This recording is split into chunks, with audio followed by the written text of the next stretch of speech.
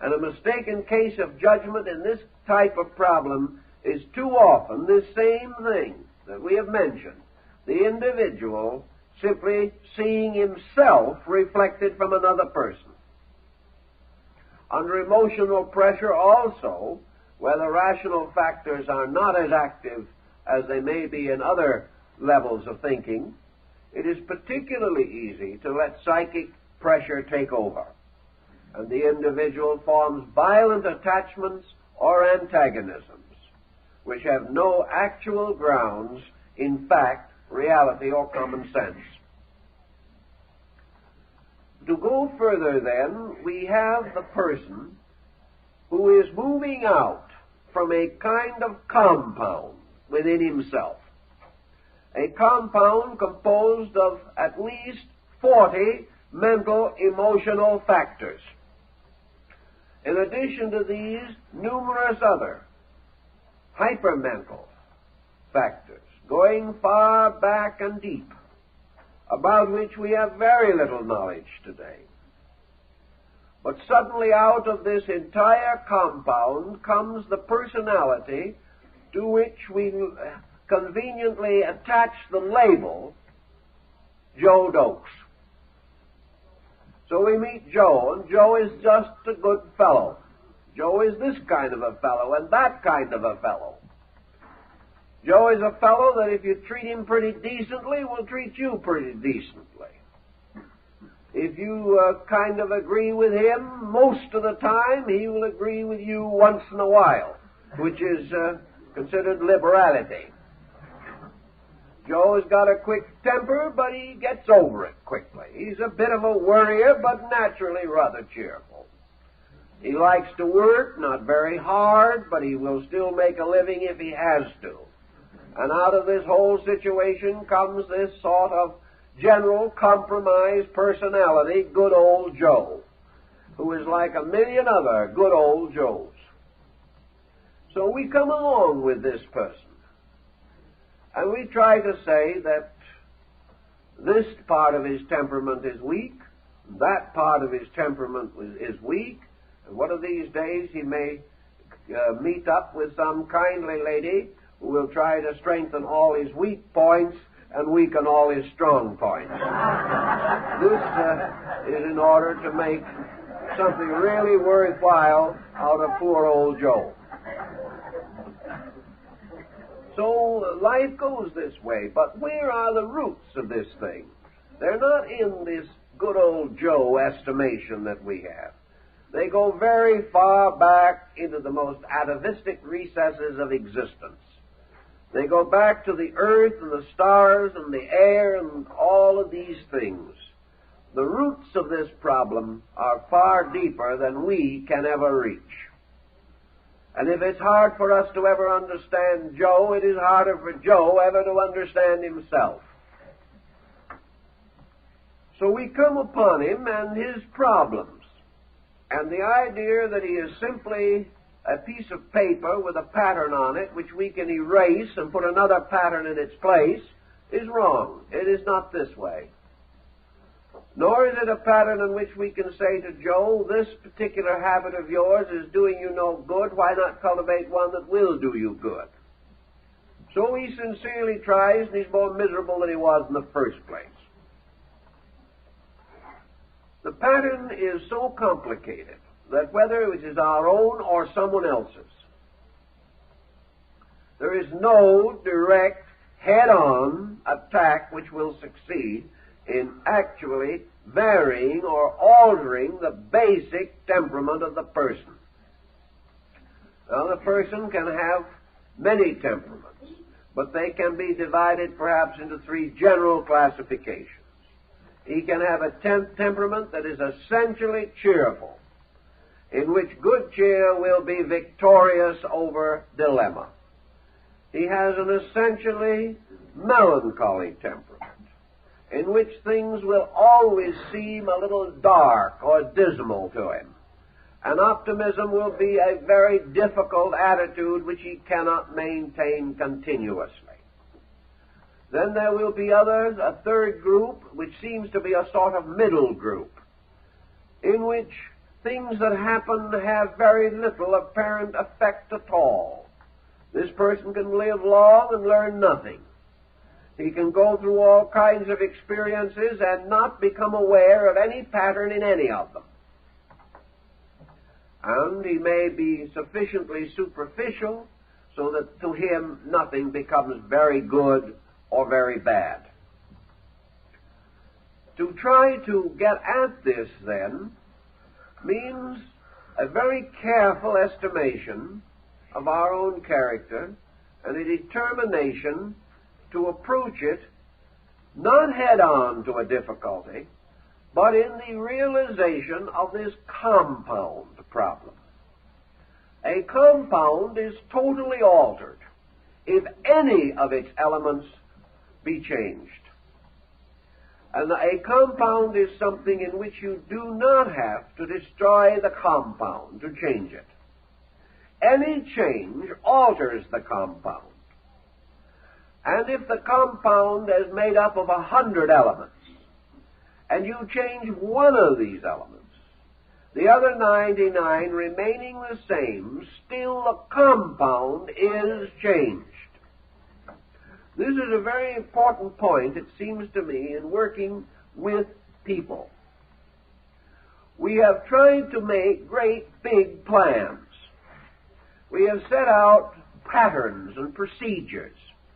And we say this individual should start by taking hold of this problem or that problem. So we try to indoctrinate, and we try to encourage, and we try to enlighten.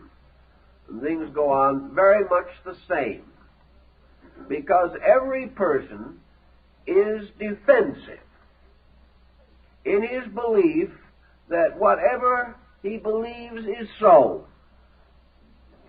And while he may be forced to admit that his judgment isn't the best, it's hard to get him to admit that a painful experience was not painful. He will tell you he knows more about it than you do.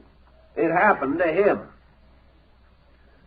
If, on the other hand, you can begin this problem with dispositional subjects of breaking through the shells of compounds, helping them to be reorganized on other levels. Now, you may be reasonably satisfied with your own temperament. It may be getting you by fairly well. But there are very few persons whose dispositions or attitudes could not be improved in some way. And I think we should bear in mind that this program of improvement in some way has much to do with the program of happiness which we hope to enjoy. Few persons are as happy as they theoretically believe that they could be. They are living on levels of contentment that fall short of happiness.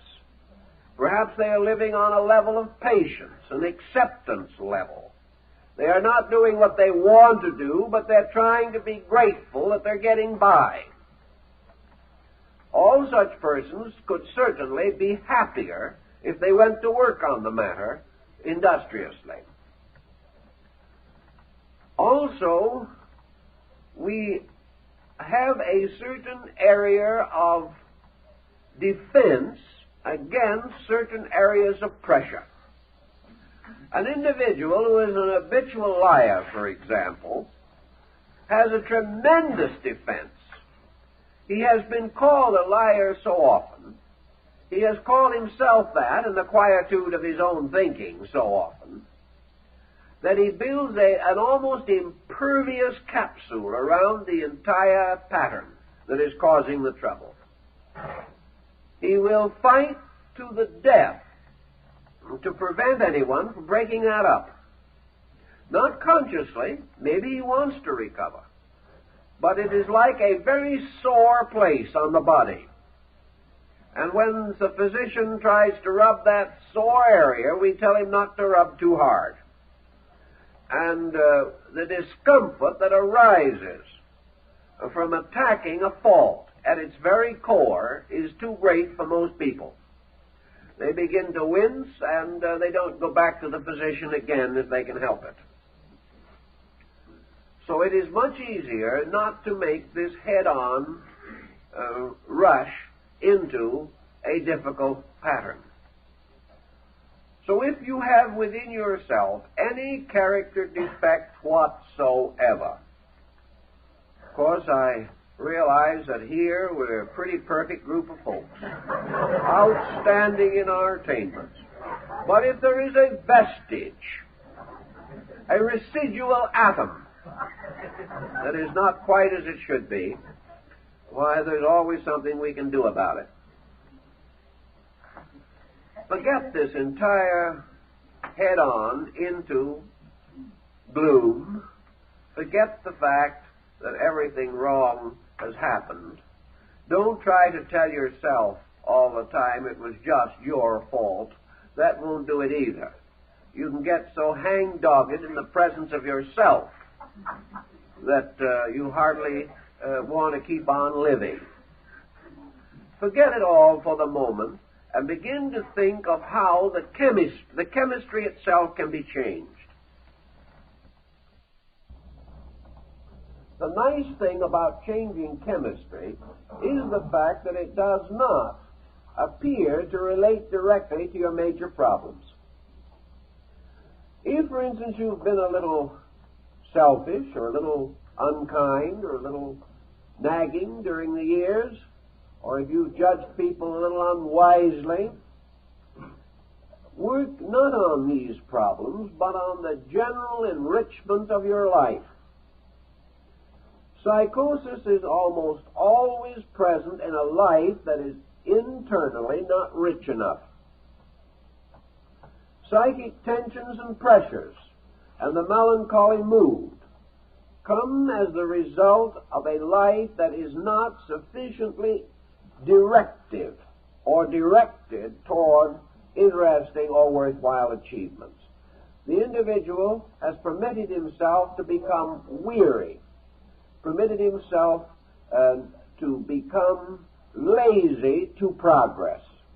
He may be busy every minute, but he's lazy to those things which would help him to solve his problem. So if these problems exist, begin a survey of different values in your life. And the first problem is, where are you getting adequate, creative self-expression? Are you doing interesting, pleasant, and happy things as a result of your own planning to do so? Are you growing by conscious effort every day? If you're not, you're shrinking, whether you know it or not. Are you finding means of satisfying your own natural instinct for betterness, for greater happiness? Don't worry about the 15 things that are wrong. Forget about them for the moment. Forget about the mistakes you are making. Stop blaming yourself for them, even if you know you're to blame. Forget everything except one thing. What are we doing now that is right? What are we doing now that pleases, that brings opportunity, that opens up something? What are we doing this minute that we're proud of? What are we doing that is helping us to grow or know or express more adequately? Make the bid a completely positive one. Have no concern at the moment over all these things that did not work out. Forget the unpleasant relatives. Forget the dishonorable friends. And simply say, what am I doing? What am I holding in my hands? What am I building? What am I creating? What am I planning at this moment that is good? This is the beginning of the setting up of a counter-habit, a habit that goes in a new direction.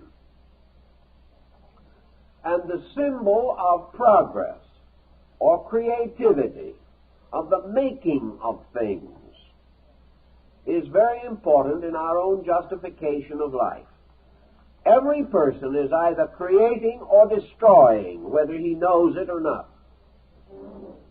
Any individual who is tearing things down is destroying. Any individual who is tearing himself down is destroying. In most cases, we don't destroy big things, and we're not always sure we're destroying anything. But take the instinct to destroy and stick it out in front where you can see it.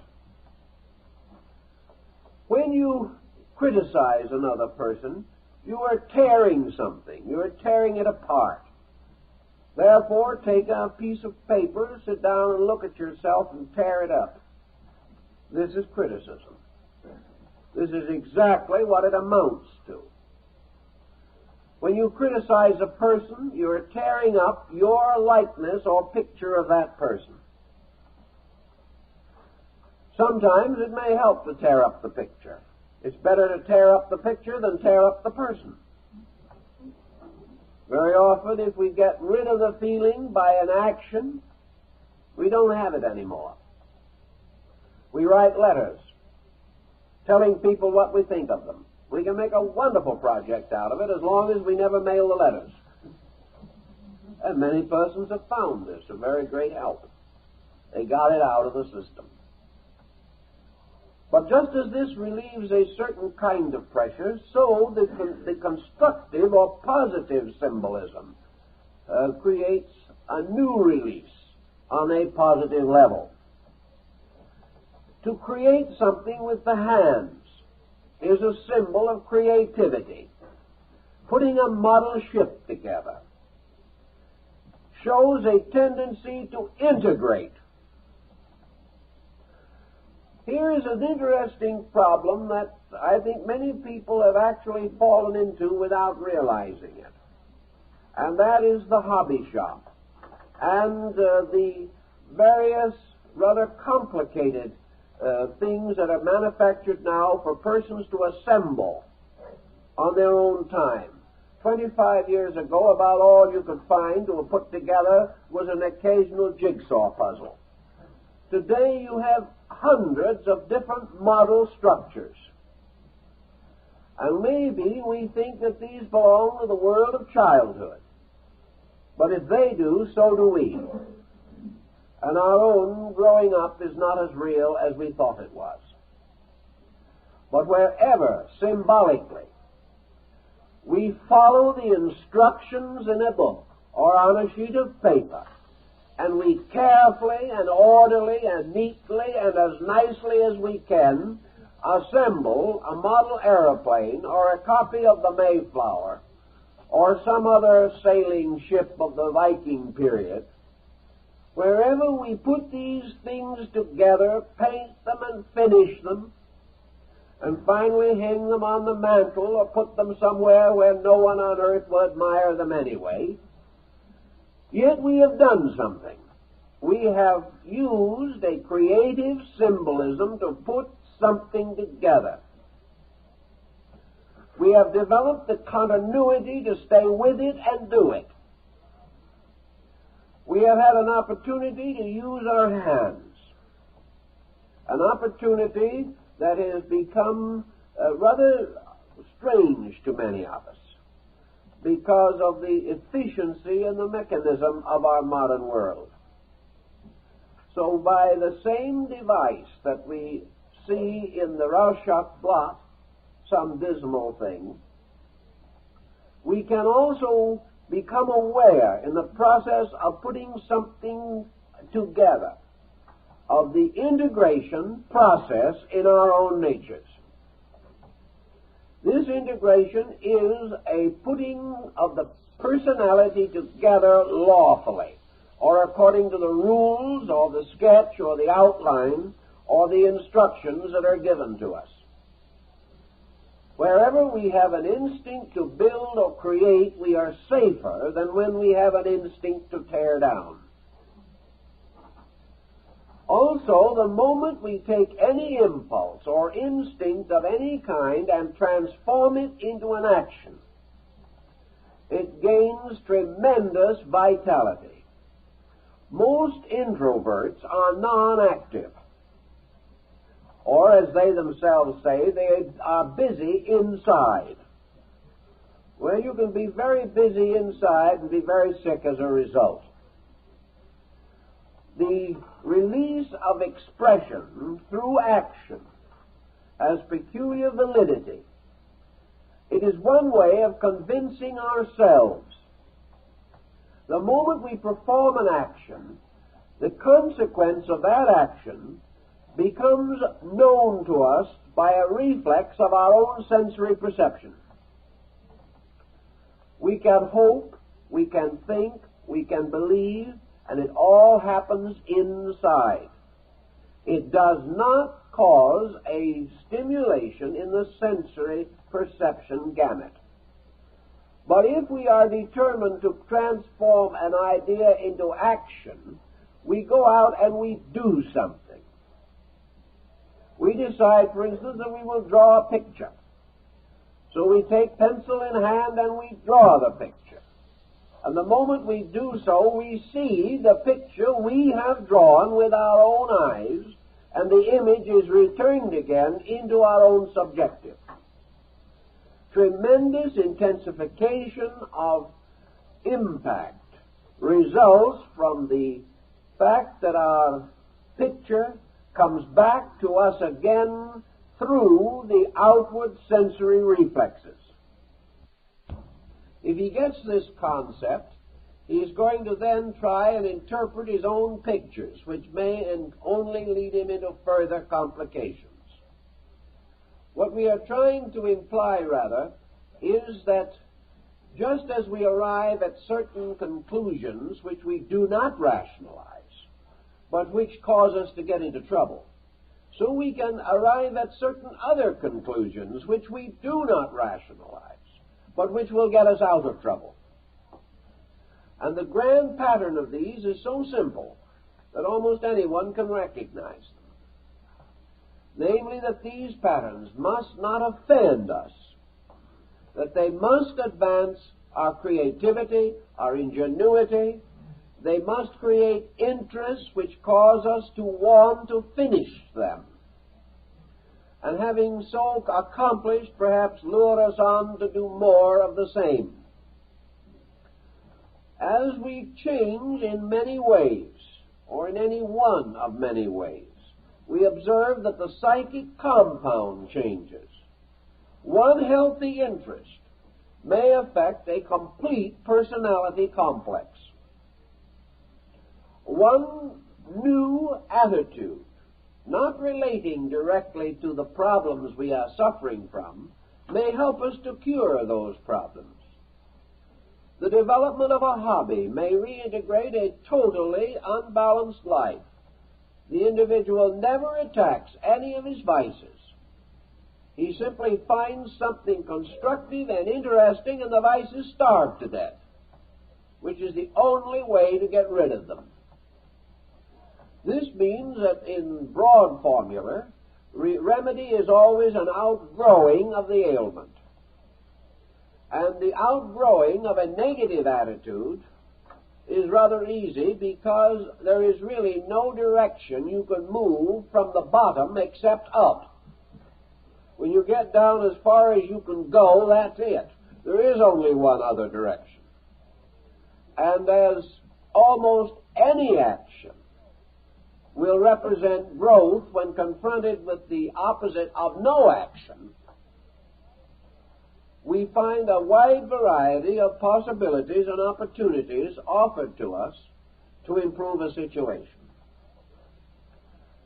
Always try to compensate for an intensity by a constructive action that takes our mind off of the intensity. Someone will say, well, I'll never get my mind off of this intensity. This one is really something. And we will watch them fight to hold their mind to that intensity. And sometimes you can't get it off. So it is again important to have these persons come in contact with new situations. An example of this was a person who was extremely depressed by a restricted home environment. This home environment came as the result of retiring from business and the general feeling that they were too old to accomplish anything. So they settled down for several years, becoming more and more melancholy, critical, hypercritical, negative, and fussy. And perhaps the fussy part was the worst. All the talking in the world did not do anything about it. What actually corrected the whole situation was a chance conversation with another person. And it wasn't a reforming conversation at all.